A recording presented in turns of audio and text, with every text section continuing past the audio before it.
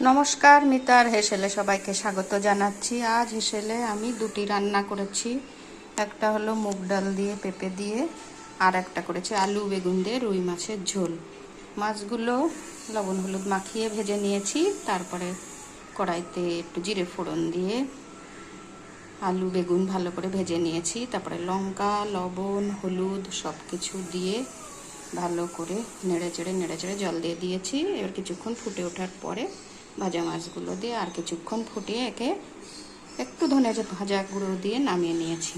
এইভাবে আমি রান্নাগুলো করেছি। যদি ভালো লাগে তো আপনারা করে খাবেন। আরেকটা করেছি মুগ ডাল দিয়ে